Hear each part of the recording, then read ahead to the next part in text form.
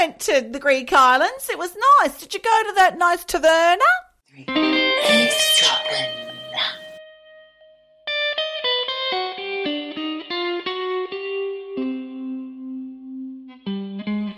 Hello, Michelle. Hi, Geordie. How you going? I'm all right. How about yourself? I'm great. You gracious? I'm always great. You're always gracious. Great. Our listeners can't see you, but I would say your hair is looking great. Oh, thanks. I had a nice compliment from one of our eavesdroppers the other day on our social media saying my flicks were on point. Thank you, Shari. Shari's on it with the flicks. She likes my flicks and she's got great flicks too, so I felt very honoured. I've been thinking about flicks because obviously I tried to cut my own hair. Flicks! And it ended up a slight flick, not really a flick, but I cut it too far. I can only see forehead, no flick right now. Well, that's because I'm growing out the flick because I fucked up the flick. Okay. I cut it too far. Right. I ended up Flicks. with mushroom hair, Boof. mushroom head, Yeah. and it's not good. I'm thinking I need a professional to... Well, you can go into the professional hairdresser and say, hi, I'd like flicks, not the buff or the mushroom. These are all very technical terms that I'm sure only a hairdresser would understand. Exactly. So I'm going to do that. I'm going to go armed with my terminology. Thank you very much. Great. And hopefully you'll get a fantastic haircut at the end of it. Michelle, I feel like this is a very good segue to say hello and welcome to Eavesdropping or Eavesdroppin' the podcast. My name is Geordie. And I'm Michelle. And you're listening to us, which makes you an eavesdropper. Yes, indeed. Have you ever been accused of being an eavesdropper, and how did that make you feel? Did you feel embarrassed and ashamed? Well, you shouldn't. You shouldn't. Not this time. No. Because we're encouraging it. We are encouraging it. I love an eavesdrop. I love to eavesdrop. I love eavesdropping. I do. I do it all the time. Here, titbits. Yes. I'm currently in Australia. They love to eavesdrop on a conversation, the Aussies. They almost feel like any conversation that's had within earshot is there for them to comment on. Has this happened to you? It has. I can't remember exactly, but it did make me think, and that's why I've got a podcast called Eavesdroppin'. Because I'm so interesting, people just want to have a part. Well, do you know what? I am turning into the old lady who goes, they're listening to a conversation. Oh, well, blah, blah, blah, blah, and just jumps in. I did it the other day. Right. I did it. I went to the Greek islands. It was nice. Did you go to that nice taverna? Oh, my God. The one with the fish on the front. It was really nice. It was delicious. What did we have? Andres, what did we have? We had that salad. Do you remember with the cheese in? The white one, the salty white What's one. that called? Fatar. It's the fatar cheese. Fatar.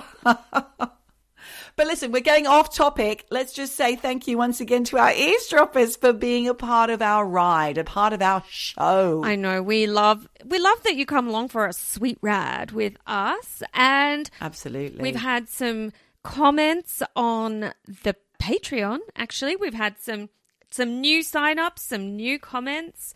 Have we? Oh, yes, we have. And one... Oh, hit me. Yeah, one comment it was actually on the picture of you holding a ciggy. With my fag? Yes, Yeah. People love that. It takes them right back to the good old days.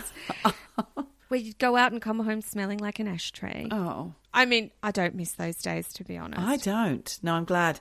I just wish I'd gone back and told myself, you don't look cool, stop smoking. What do they say about me? That's it. They just, it's all reminiscent. Not about you. Oh. It's about, They're just talking it's about about ciggies. the ciggies. The good old days when you could smoke a fag inside. Yeah. Yes.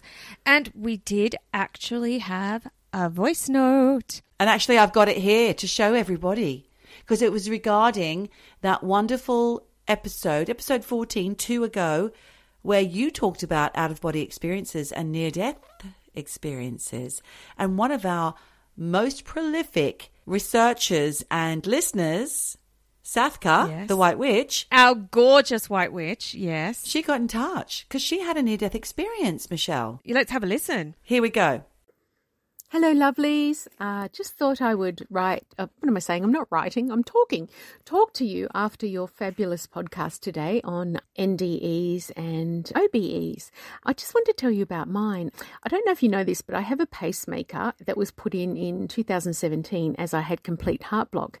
So what happened was I was in the bathroom and woke up on the other side of the bathroom on the floor. During this time, I kind of went into this really dark, bleak place where I felt like I was being ripped apart and I felt like hands were pulling me down. It was the most horrible, horrible feeling.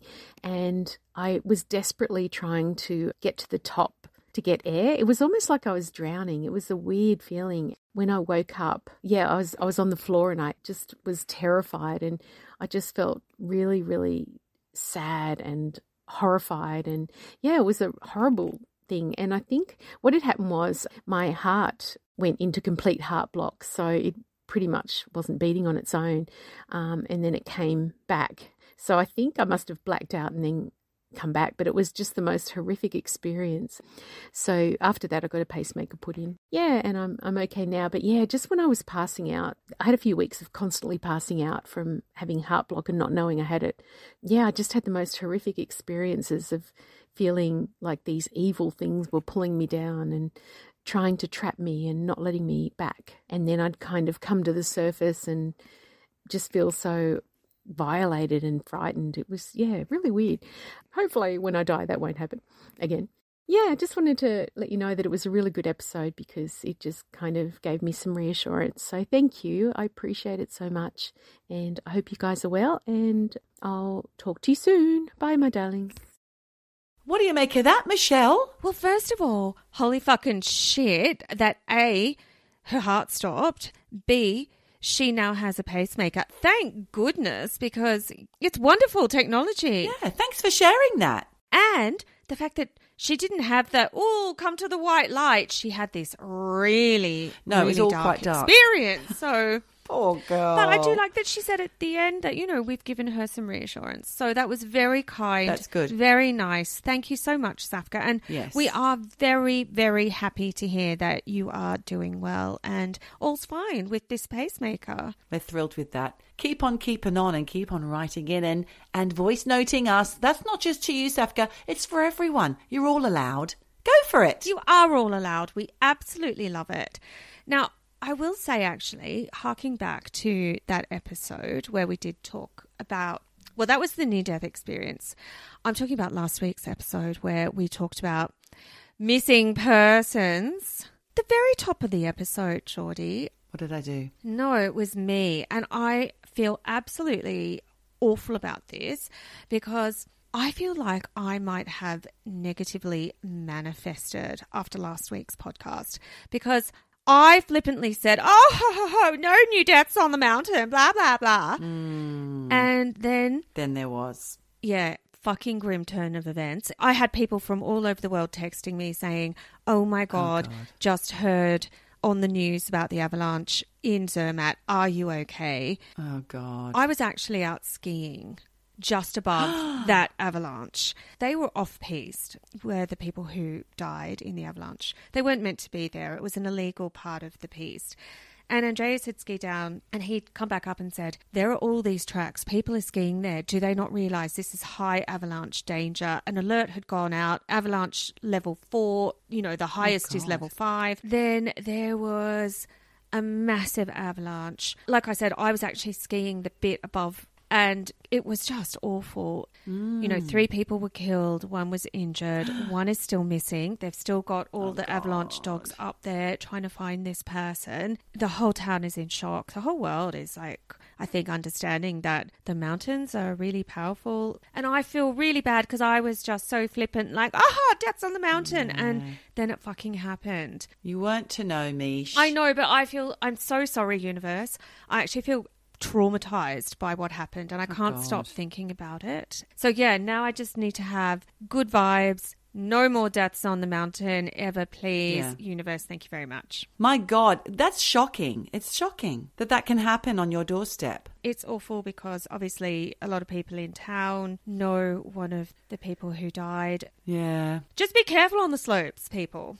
So, moving right along, Okay. because I find that quite dark. Yeah, it's dark. It's not as if the content matter for this week is bright sunshine and happy days, because No. we're looking at cults. Well, you're looking at a cult. I'm looking at a scam, Michelle, because we had somebody write in. It's Charlene, who is our little happy chappy Yes. from the UK, that writes in, and she's always the one that says how great the episodes are. Thank you. It's great.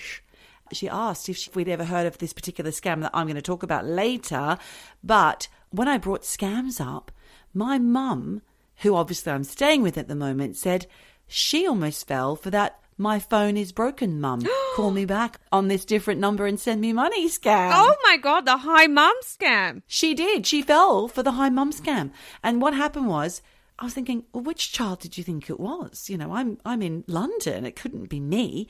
But she assumed it was my brother when she got the message saying, "Hi, Mum, my phone's broken. Can you please call me back? Or can you please send me some money?" or something like that. I can't remember what she said it was.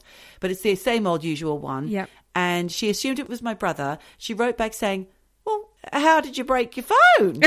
And at this point, my dad's there with the bank card ready to go Yeah. to pay the money. Oh, my God. Which he did pay some money. What? But it was into my brother's account. Oh, smart. You see, straight away they pinged the money over without thinking. In that time that it took for the caller to respond by saying it fell in the toilet, she thought that doesn't sound like her son. That doesn't sound like a thing that my brother would do. So thankfully, it wasn't as bad as it could be. And your brother got a bit of so my cash brother out just of got it. a surprise little lump of cash. Well, do you know what? Smart. At least he didn't say, "And I've got a new bank account, and just send me your maiden name, Mum." And it's and your PIN number. And your PIN number. Bless. Do you know what?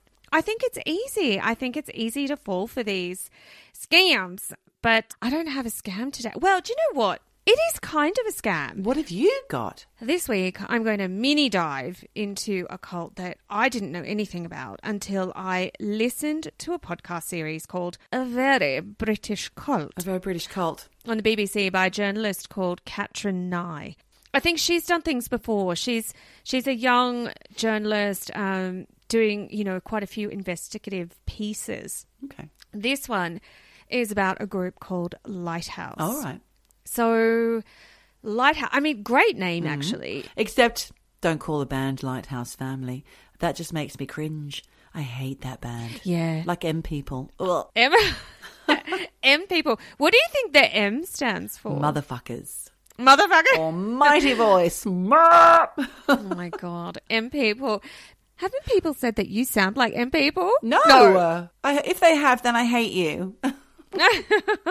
Well, I think if you're going to have a cult, Lighthouse is a pretty good name. Okay. I would say it's easier than Nixium. Yes, I agree with that. Yeah. It's basically one of those self-help, life coaching organizations that reel you in with their shtick, which is, they will help you realize your full potential.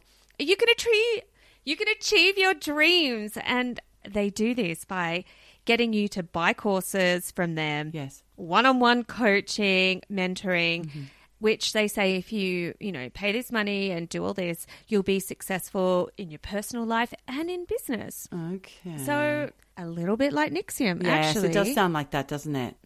The podcast kicks off with a guy called Jeff Lee Jones, who has this... It sounds like he's saying his name wrong. Sorry to interrupt. Jeff Lee. Hello, Lee. Jeff Lee. Jeff. Sorry. Hi, my name's Jeff Lee Jones. No, that's Jeff Lee, not Jeffrey. Jeff Lee. Jeff Lee. Sorry. Okay, let me. It's so funny because I hadn't even thought about that. I was just like, Jeff Lee Jones. Jeff Lee Jones. Right, gotcha. And it's a Lee with a GH. So Jeff Lee Jones. Oh, okay. Lee Jones. Okay, gotcha. So let's just call him fucking Jeff. Lay? Yes. Right. Yes. We're just calling him Jeff from now on. Yeah, it's gone wrong. Look, he had this kind of desire to sail to the South Pole, and it was his big thing he wanted to do. He, during the pandemic, joined this online book club, 2020, and the guy who ran the book club was a guy called Jay Singh. Oh, my God. I know. I knew you were going to have another fucking comment about my pronunciation. I'm not even going to say it. I think everybody listening knows where I'm going to go with that, so I'm just not going to do it. Don't go there. So do you know what? I'm going to spell this shit out. J-A-I. J. J-A-I? Sing. That's Jai. Jai. Jai. J? J-A-I is Jai. Jai. Jai Jai sing. Jai. That's the jicing on the cake, Geordie. It's the jicing on the cake. Well done. Touche, Michelle. Jai? I'm going to call him Jay the whole fucking episode. Just call him Jay.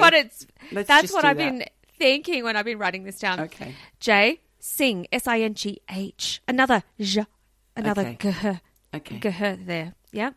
We got that down? Yes. So this guy, Jay, he recommended that Jeff and Jai wanted Jeff to, after they got friendly in this bloody book club, he was like, why don't you check out Lighthouse?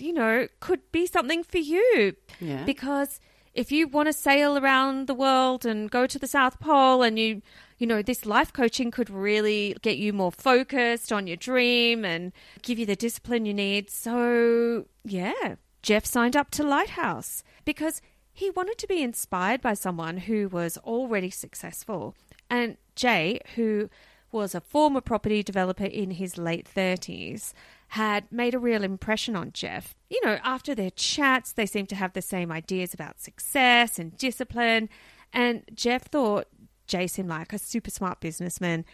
And he and Jay began talking on the phone about business. And pretty soon those calls were daily calls that lasted hours. Absolute seduction. Yep, Jeff's girlfriend Dawn was like, what the fuck is going on here? But Jeff was really excited about it because he felt like he'd met this kindred spirit.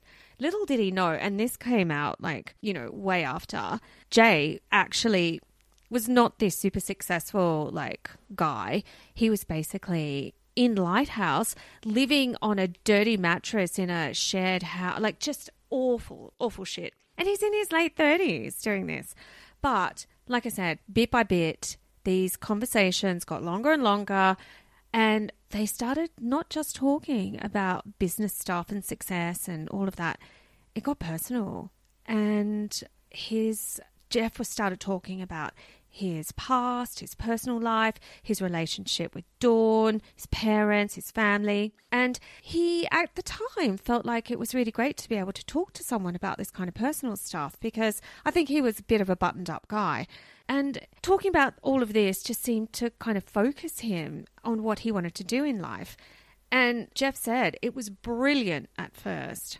Within a month or two, he was forking out £10,000 to Lighthouse for a year-long mentoring course with Jay that Jay promised would help Jeff improve his discipline and get him on the path to doing not just his solo sailing trip, but anything he wanted in life. Oh, dear. And Jeff was really motivated. He was loving it and felt really inspired, and like the 10K was an investment in himself.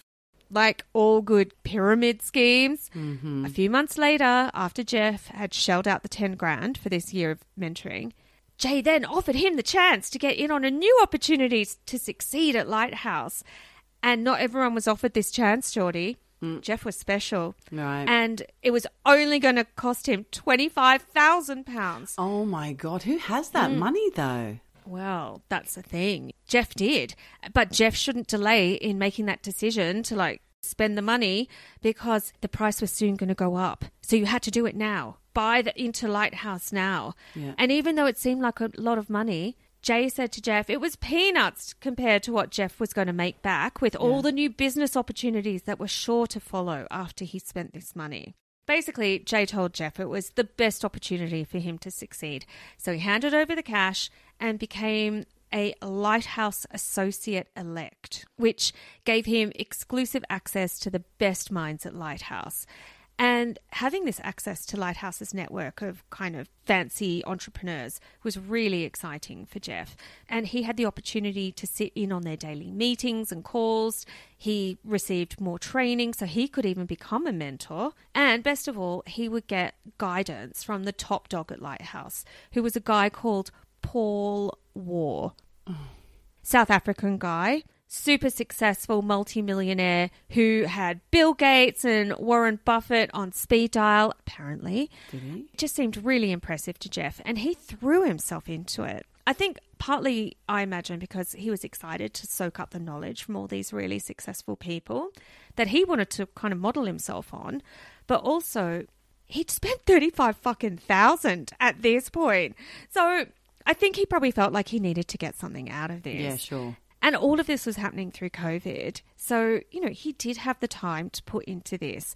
And bit by bit, Lighthouse did take over Jeff's life. Every morning, 5 a.m., he would jump on calls.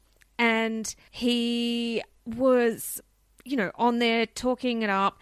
And within 6 months, the calls were going on from 5 a.m. until 10 at night. Dawn never saw Jeff. He was holed up in his room on his laptop.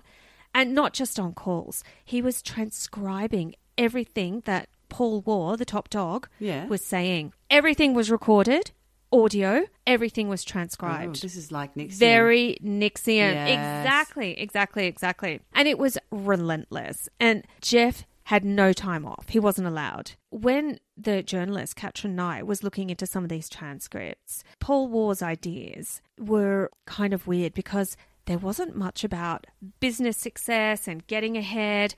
It was all about the levels, where everyone apparently falls into one of 4 levels of spiritual development.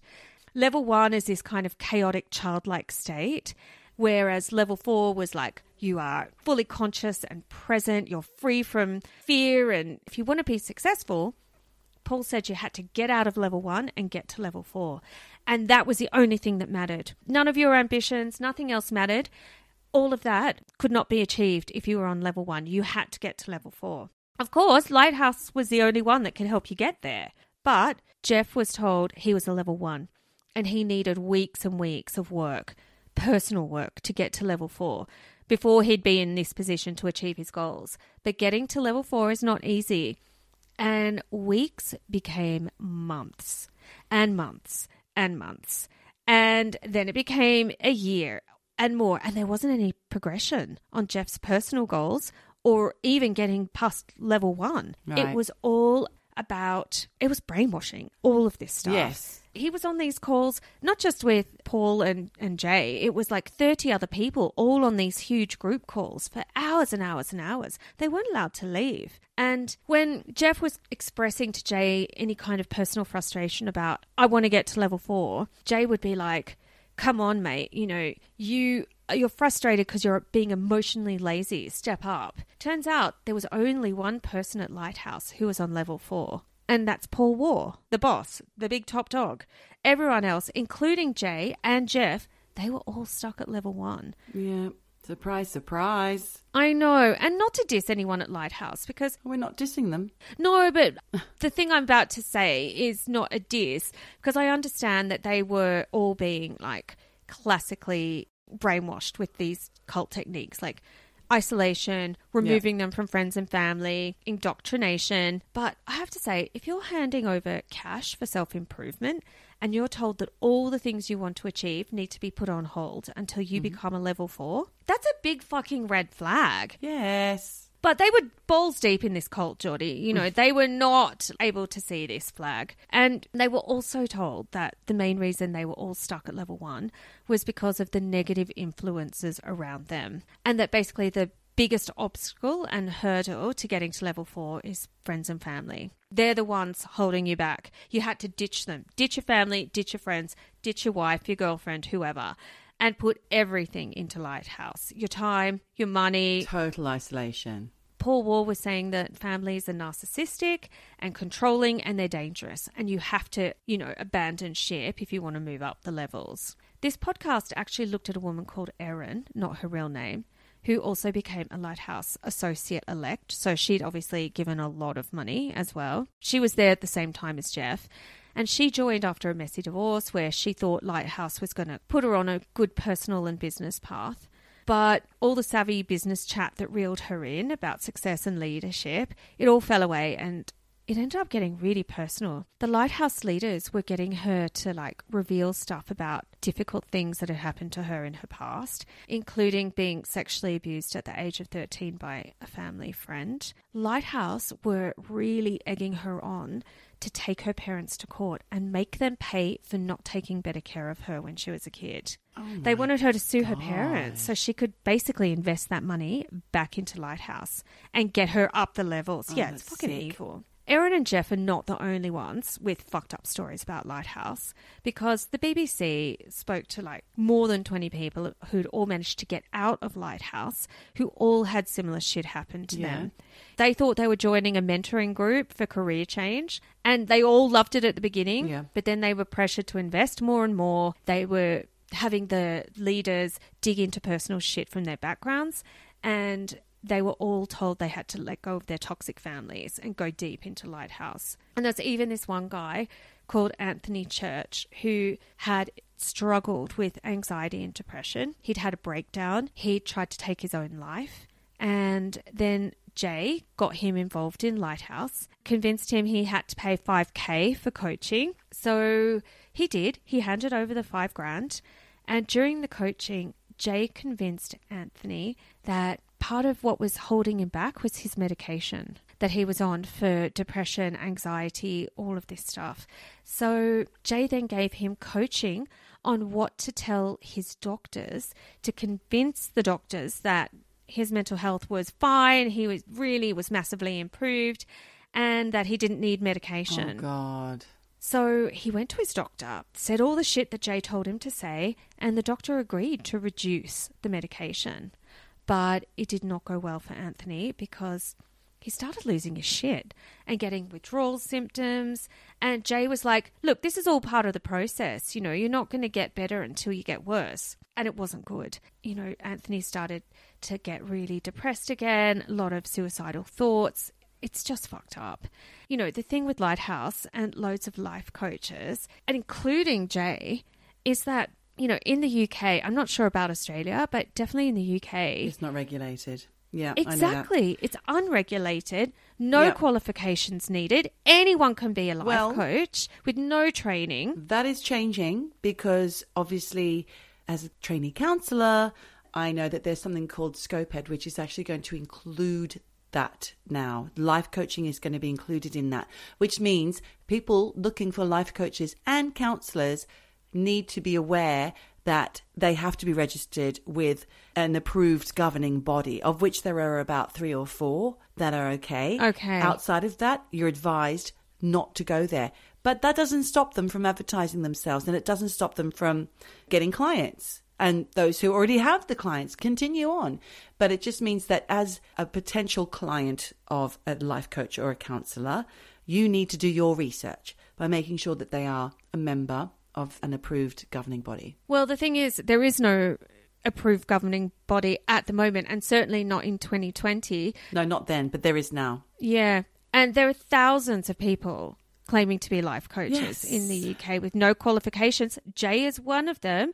And he's telling this guy, get off your meds. It's outrageous. I mean, a life coach shouldn't be telling you that anyway, or a counsellor. They should not be telling you that. Just in case you didn't already realise, listeners. And top dog, Paul Waugh, and this is a quote, he says, what qualifies us is experience. Mentoring isn't a qualification. It's an experiential thing. Do you know what? I think that to a point, if you go into a business and you're shadowing a leader and you're learning on the job, learning how to do someone else's job by watching and asking questions, that's experiential. But going to somebody who's just saying, do this, by the way, there are levels and get off your meds, that's just fucking evil. Yes, that is just dictatorial and it's not okay. It's coercive. It's dictatorial, and any dickhead can start mentoring you and convince you to part with your money and invest in yourself.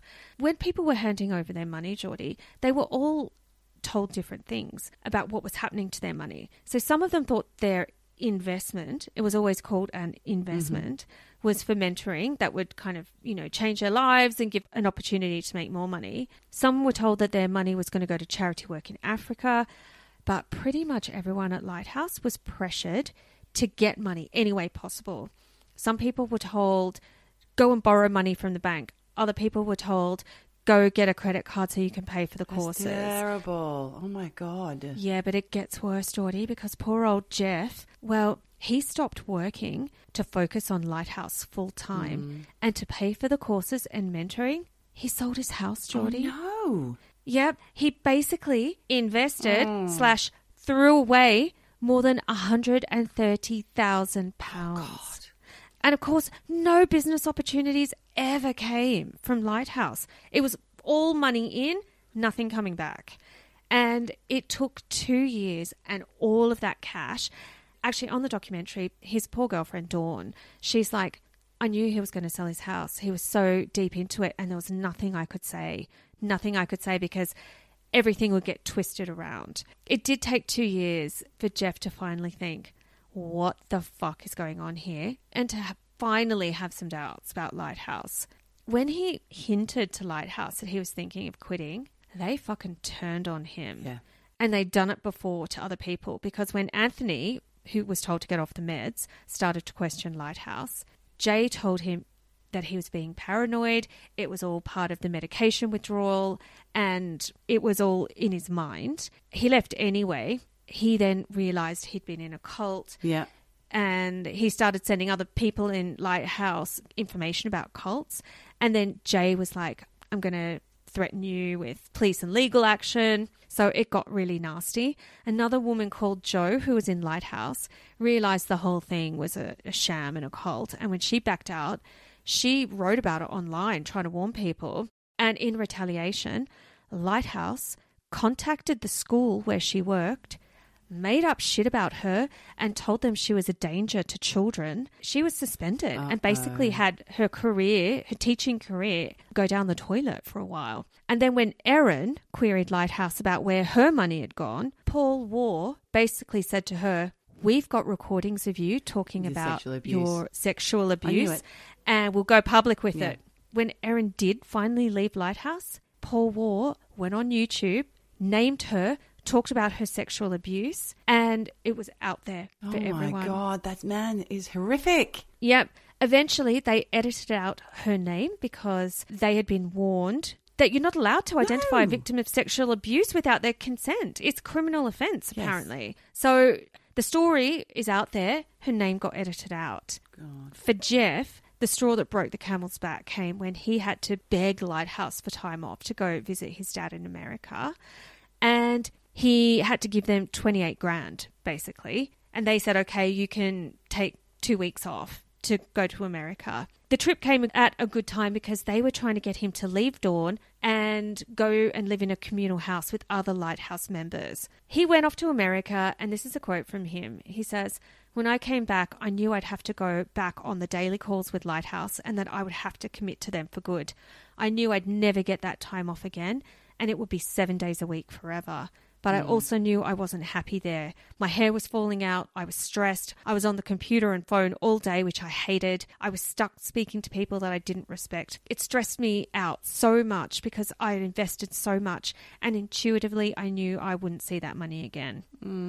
2 weeks away gave him some clarity, and he could actually see he was doing nothing. He wasn't learning, he wasn't making money, he wasn't working, he wasn't achieving his career goals or his personal goals. He was isolated from Dawn and his family. They were telling him that Dawn was evil, and the stuff they were saying about Dawn was awful. They were saying things like, so Jeff was on a call with Paul Waugh, and you hear this in documentary. He says things to Jeff like, one day you'll snap. People like you murder. You'll murder a woman like her. You know that? It's very common. Or they'd say things like, you may love her, but she doesn't love you no matter what she says. Yeah. It's really awful. Trying to get into his brain. So eventually he said, I'm quitting and I want my 28 grand back. They were like, we are going to take you and your girlfriend down. And that's when shit, really went bad for Jeff and Dawn. They went to Dawn's employers and said that she was an internet bully and a troll. They slandered her. It was really awful. Oh, no. Basically, the whole thing was a very nasty experience.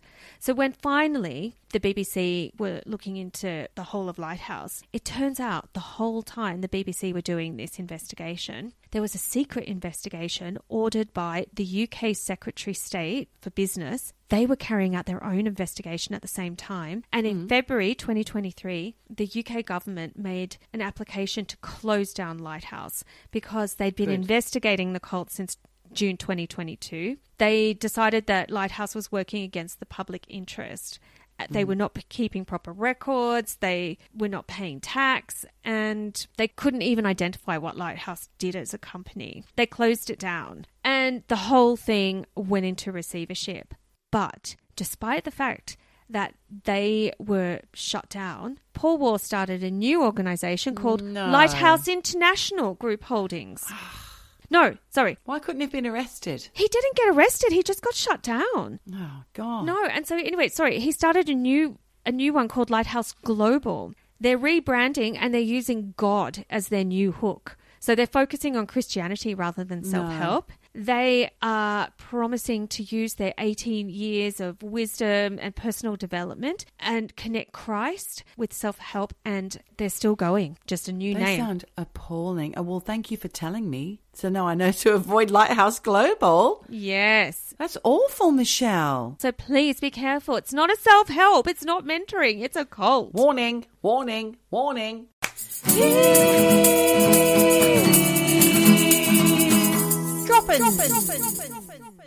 Thanks, Michelle. That is a warning from the tippy top. I hope no one else falls for it. Yeah, That's me terrible. too.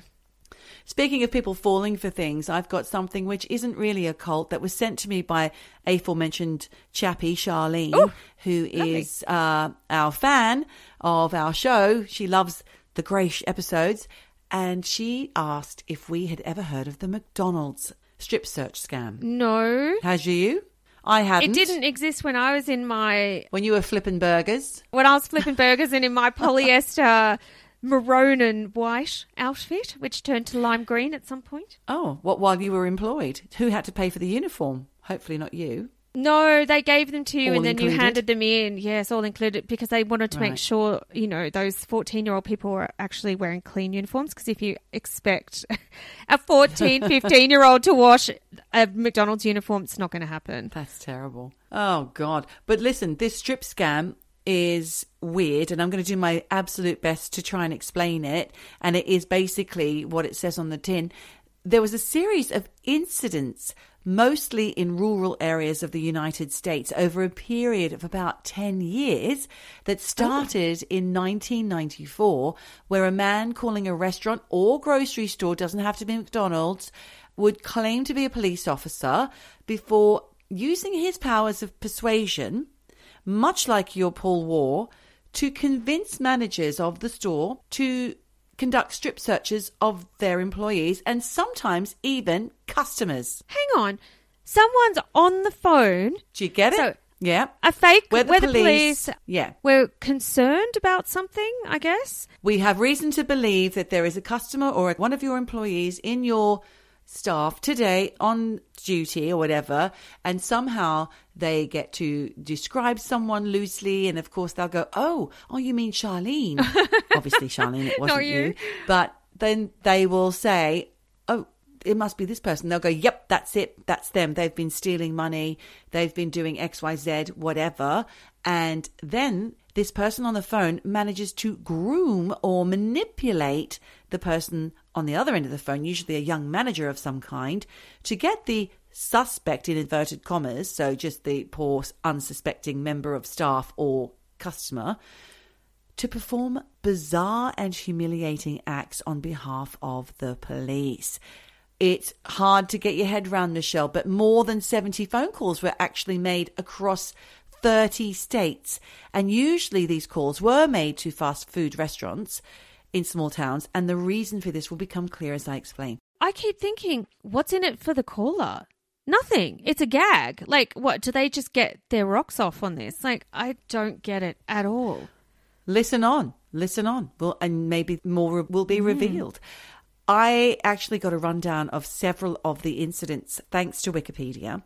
And in 1994, when the first one happened, this man claiming to be a sheriff's deputy called a McDonald's restaurant in Ohio, telling the manager that a customer's purse was stolen from the restaurant and told 2 young female workers at the restaurant to allow the manager to strip search them. Oh, my God. And I guess they complied because they thought that they were doing the right thing.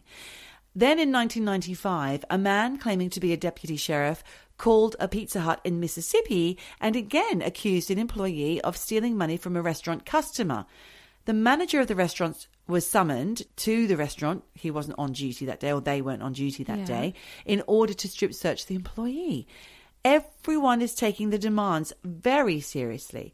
In 1999, a manager for Burger King in Fargo, North Dakota, was manipulated into slapping the bare ass of a 17-year-old female employee. I'm sorry, I shouldn't after being laugh. instructed, don't laugh, by someone on the phone claiming to be a police officer.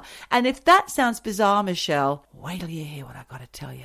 There's so many more. I just can't believe that people would do it because it's someone on a phone. And come on, we've all made prank calls like, hi, is your fridge running? You better go catch it. All that bullshit. You don't know who's on the end of the phone. They're certainly not showing a badge. Nothing. No, they're not. And this is the problem. So it might be a good idea to explain at this point that these are small towns. Yeah. None of them were bigger cities. So not many opportunities for passers-by with more sense to intervene.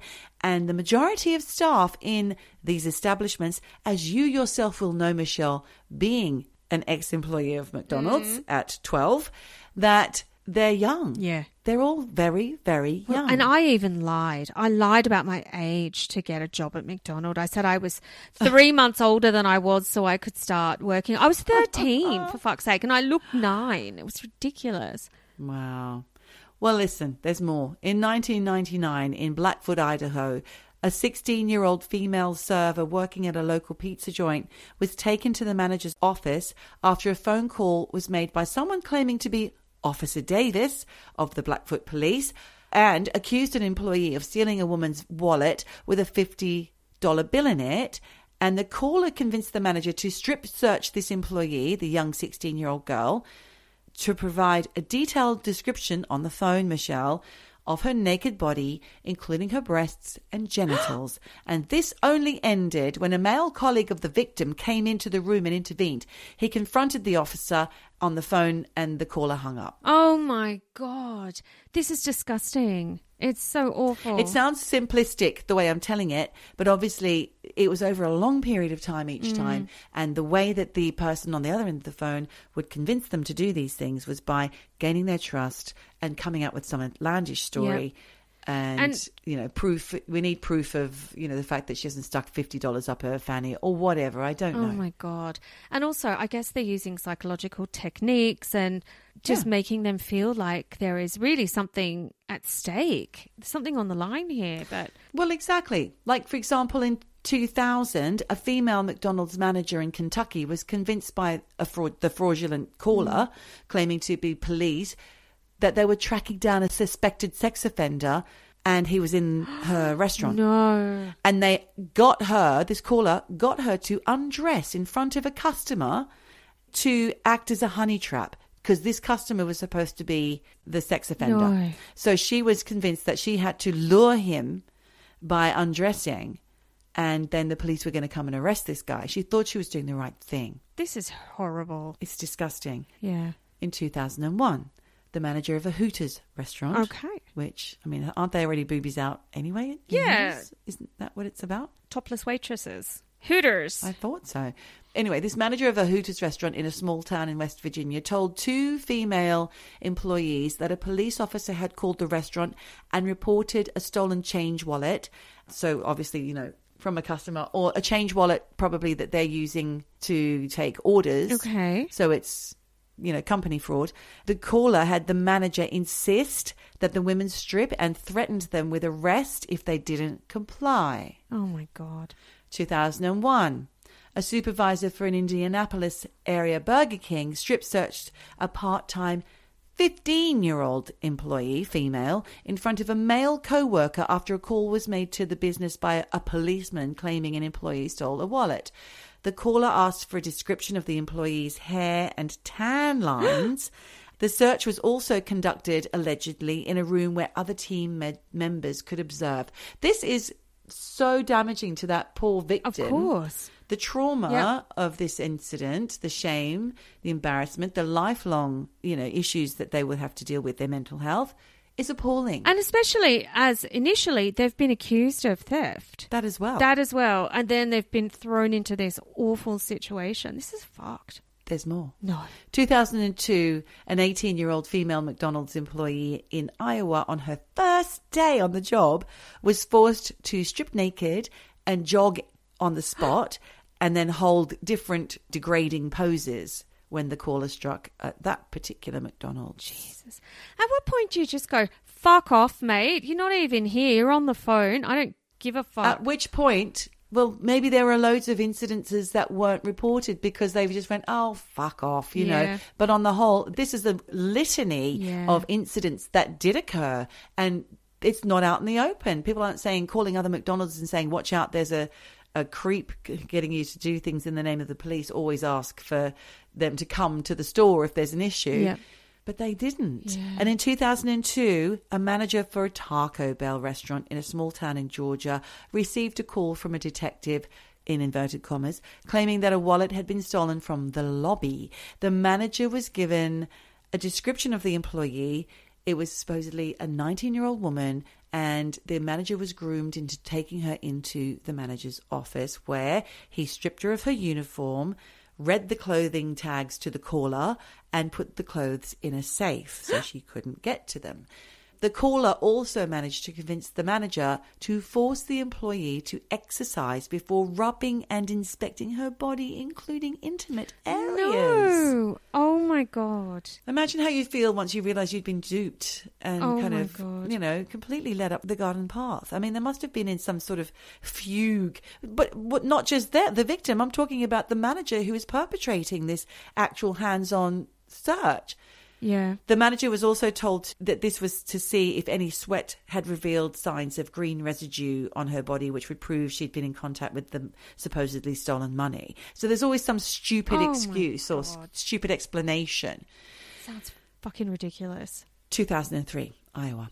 An Applebee's assistant manager subjected a waitress to a 90-minute strip search after receiving a reverse charge call from someone who represented themselves as a regional manager of Applebee's.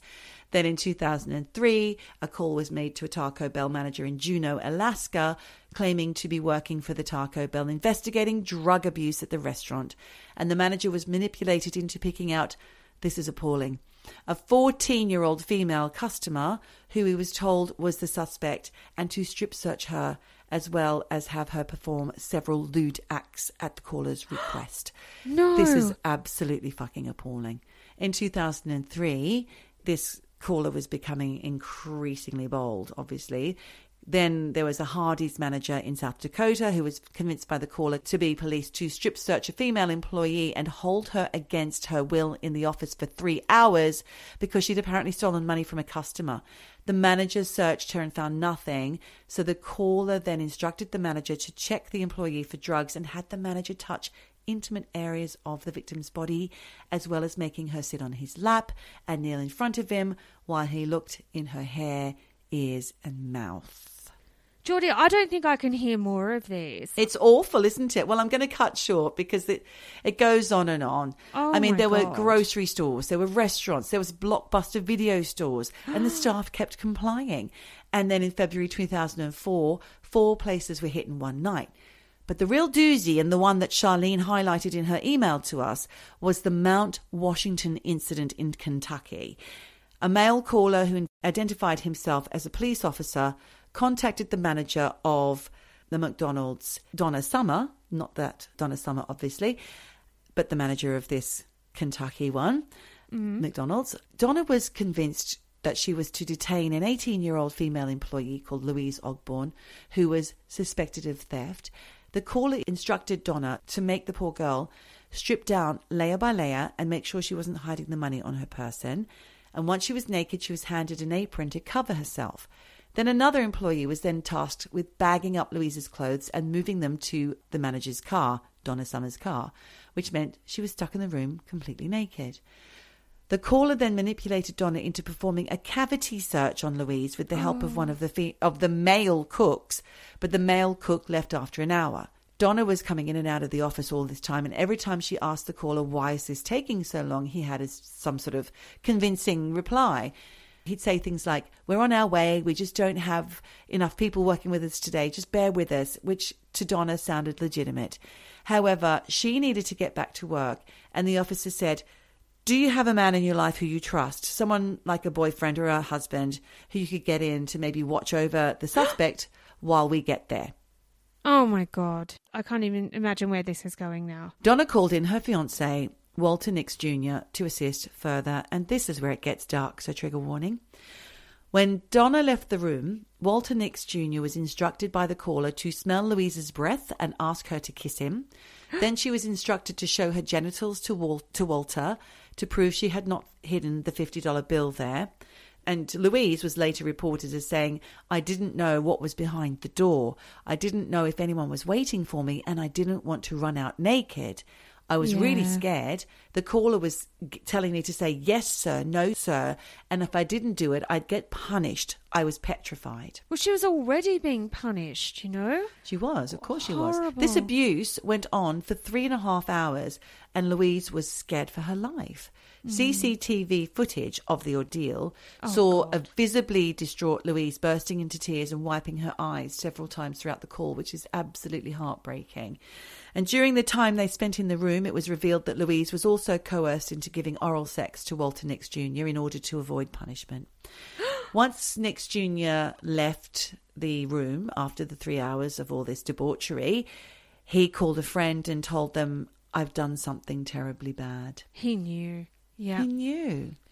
Oh, God. Eventually, Donna, the manager, called the management, who were apparently aware of the police calling, and they were completely in the dark about it. They said no. And then she said, no one has ordered the police to do this. We don't know anything about it. Donna then realised it was a terrible hoax, but the caller had hung up. Except a quick-thinking employee dialed 69, which in America must be the number, like star 69, to get the last caller's number before anyone else could call the restaurant, which helped the police investigation. Poor Louise was then released from the office, wrapped in a blanket, and Walter Nix Jr. was charged with sexual assault, while officers began to look into the man behind the call and find out who he could be. And when Donna looked at the CCTV and saw what Walter had subjected Louise to, she, of course, broke off their engagement. Yep. And poor Louise underwent therapy and had to have medication to deal with the associated trauma. It's absolutely heartbreaking. This awful person, I tell you what. The investigation led to the arrest of a married father of 5, David Richard Stewart of Florida. I've named him. At the time that he was arrested, David Richard Stewart, I've named him again, was a security guard at a Walmart in Panama City in Florida. And a search of Stewart's trailer revealed guns, police paraphernalia, and training manuals.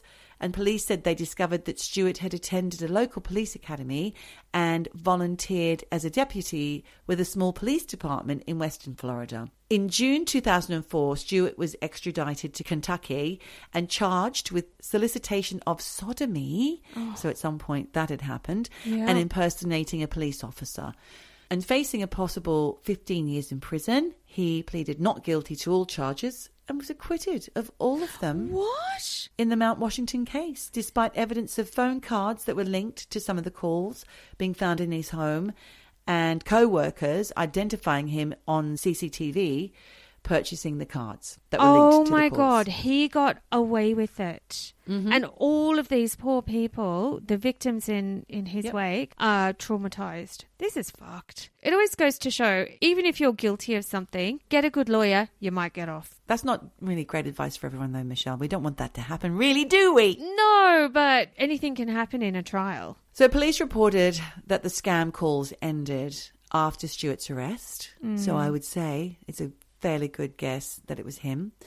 And if you want to know more, there's a documentary called Pervert, Hunting the Strip Search Caller on Paramount Plus. Okay. And there's also another one, which is a Netflix doc called Don't Pick Up the Phone. Oof. Why? If indeed it was him, and we're assuming that it was, I went onto a few different websites like Women's Aid, and I found this about coercive control. Not just why did he do it, but why did they follow his instructions? And on the website at Women's Aid, it says, coercive control is an act or a pattern of acts of assault, threats, humiliation, intimidation, or other abuse that is used to harm, punish, or frighten their victim. Coercive control creates invisible chains and a sense of fear. That's where he was coming from. Yep. You know? Yeah, he just wanted to intimidate and control somebody. Clearly. And he was also standing in a phone box outside the restaurants on most occasions, so he could see what was going on. Okay. In answer to your earlier question, Oxford Academic says coercion, manipulation, and exploitation all refer to problematic behaviour. However, coercion is understood as having no acceptable choice. Manipulation is the steering of or influencing of the choices by others by means that might be morally problematic. Yeah. And 3 forms of manipulation are distinguished: deception, pressuring, and employing emotional vulnerability or character defects. And exploitation involves exploiting others' vulnerabilities for one's own ends. And all 3 concepts raise issues related to the value of freedom, conceived as the independence of one's choices from the will of others. It's a convoluted way of saying basically they were given no other choice, the receivers of the calls. In their mind. In their minds. Because obviously hang up the phone is a choice. Is the choice, exactly. But they were worried about getting in trouble. Yeah, they went along with it, even when it got so dark and so morally wrong. They reminded me of something, Michelle, a couple of things actually, which I've got to talk about. The Stanford Prison Experiment. You may remember that. It was an unethical psychology experiment that was conducted in 1971. It was supposed to be a 2-week simulation of a prison environment where the participants were recruited from the local community with an ad in the newspapers offering $15 a day to male students who wanted to take part in this psychological study of prison life. Volunteers were randomly assigned to being either a prisoner or a prison guard. However, the experiment had to end after 6 days because the psychological abuse of the prisoners by the guards became increasingly brutal. They just piled on. Yeah, it's a very famous study and really fucking shocking. Wasn't there something like if you had blue eyes, you were going to be a prisoner, and if you had brown eyes, you were the guard? I'm not sure. You know, it was very random. There was no rhyme or reason why you were one or the other. But yeah, it got dark. Yeah. It got Lord of the Flies pretty quick. Yeah. Another study of why humans comply in what appears to be a morally ambiguous manner is the Milgram experiment from 1961, 10 years earlier than the Stanford prison experiment. And this was a series of social psychology experiments conducted by Yale University psychologist Stanley Milgram to measure the willingness of study participants to obey an authority figure who instructed them to perform acts conflicting with their personal conscience. The participants were told that they were assisting an unrelated experiment in which they had to administer electric shocks to a learner, and they were told that these fake electric shocks were gradually being increased to a fatal level if they had been real, but they were told they were not real. Except there were actors who were pretending to be shocked, and it became confusing. And screaming as well. There's all that screaming that people could hear. Yeah. Yeah. And there was a really high proportion of subjects who would actually fully obey the instructions, with every participant going up to 300 volts and 65% going up to the full 450 volts. That's a lot of people. This study began 3 months after the start of the trial of the German Nazi war criminal Adolf Eichmann in Jerusalem, and it was to see why Nazis complied with Hitler's requests. Exactly. Were they just following orders, or were they accomplices? That kind of question, that moral question there. It was said that some of the subjects were uncomfortable administering the shocks, and they would show signs of stress and tension. But basically, on the whole, they just went for it and pressed those buzzers, which is weird, right? You know what you're doing is wrong, but you're putting your fear of disobeying authority first, and what the consequences might be for you if you don't do it. Well, yeah, we don't know because we weren't there, but it's a way of trying to understand the horror, I suppose. And if you want to know more about the Milgram experiment, he made a documentary called Obedience, which shows the experiment and its results. So hop onto YouTube, see if you can find it, if you can bear any more horror. Well, maybe I'll try and link that up on the Patreon. Absolutely awful stories. Thanks, Charlene. And that was stunning, really, to believe that even happened. I just thought it was all going to be a massive hoax, but actually it went far, far, far, far, far. Beyond, yeah. And I struggle to understand why people would, strip, why you just wouldn't go, fuck off, I'm not stripping, get a freaking policeman in here.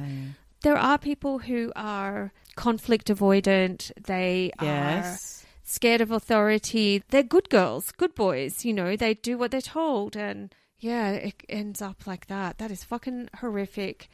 Thank you for sharing. Gonna have nightmares. I'm sorry about that. I hope you don't.